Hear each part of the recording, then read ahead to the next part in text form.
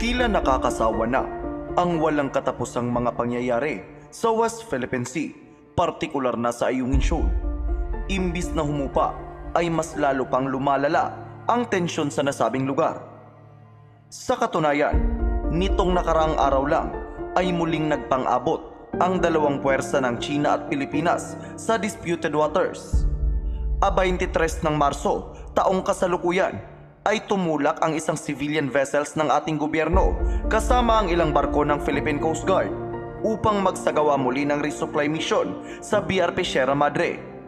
Subalit, hindi pa man nakakarating sa lugar, ay hinarang at hinaras na ito ng China Coast Guard kasama ang iba pang Chinese militia vessels.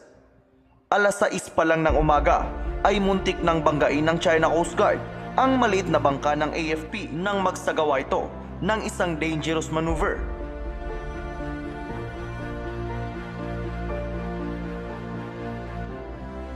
Hindi pa dito nagtatapos.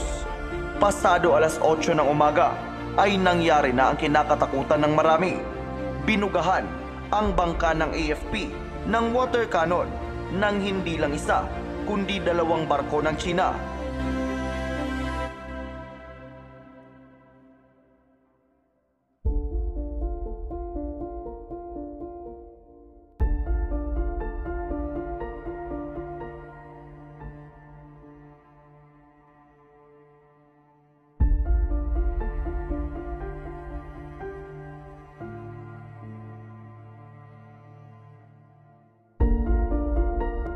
Nakakapanlumo panoorin sapagkat buhay ng ating mga kababayan ang nakataya at posibleng mawala dahil sa misyong ito. Dahil sa nasabing insidente ay nagtamo ng pinsala ang resupply boat ng ating bansa at kinakailangang ilipat ang mga karga nito sa isang barko ng Philippine Coast Guard na BRP Capra.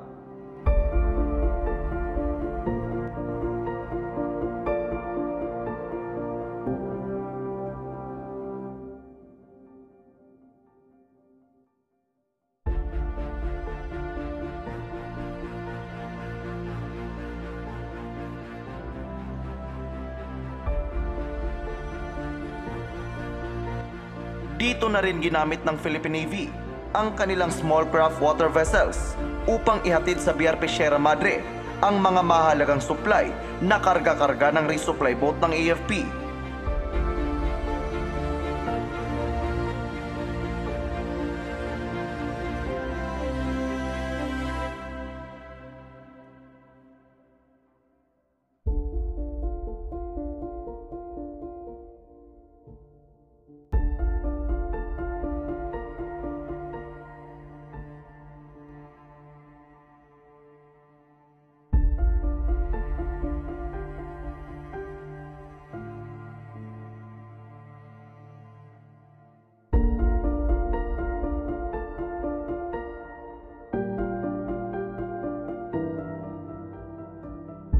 Matapos ito ay sinisipan ng China ang ating bansa at nagbanta sa mga posibleng kahihinatnan umano dahil sa pagmamatigas ng Pilipinas. Dahil sa sunod-sunod na ganitong uri ng insidente ay hindi maiwasan ng ilan na matanong kung bakit nalalaman ng China kung kailan ginagawa o gagawin ang mga resupply mission at kung bakit tila palaging handa ang China sa mga resupply missions ng ating AFP. Hindi din maiwasan na magduda ang ilang mga Pinoy na baka ay mayroong traidor o spiya sa loob ng ating gobyerno na siyang nagbibigay ng impormasyon sa China patungkol sa mga resupply missions. Sa nakaraang House Committee on Transportation hearing nitong ika-20 ng Marso ay inungkat at isiniwalat ni Surigao del Norte 2nd District Representative Robert Ace Barbers na may mga Chinese nationals umano na nagtatrabaho sa loob ng Philippine Coast Guard bilang auxiliary force. Napag-alaman din na nasa 2 hanggang 3 taon na nagtatrabaho ang nasa humigit kumulang 36 na Chinese nationals sa Philippine Coast Guard. Dahil dito ay sinabi ng mambabatas na posibleng ang mga ito ang nagsisilbing spiya sa loob ng Philippine Coast Guard. Kasunod nito ay sinabi naman ng Philippine Coast Guard na tinanggal o delisted na umano ang mga nasabing Chinese national sa PCG.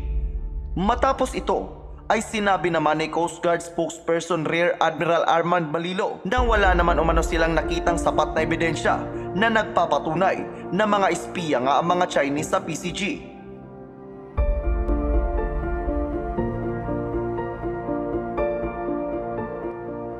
Samantala, isa sa pinakaiingat-ingatang alas umano ng bansa laban sa China ay ang Mutual Defense Treaty nito sa Amerika. Subalit, paano na kung ang mismong Amerika na ang nagsasabi na hindi nito maaaring i-invoke o gamitin basta-basta ang Mutual Defense Treaty upang may pagtanggol ang Pilipinas laban sa China? Sa panayam ng GMA News kay US Ambassador Mary Kay Carlson, ay sinabi nito na hindi automatic ang Mutual Defense Treaty ng US at Pilipinas. Sa madaling salita, ay hindi garantisado na may pagtatanggol tayo ng Amerika ng patayan sa patayan laban sa mga Chekwa. Noon pa man, ay dapat alam na natin ito.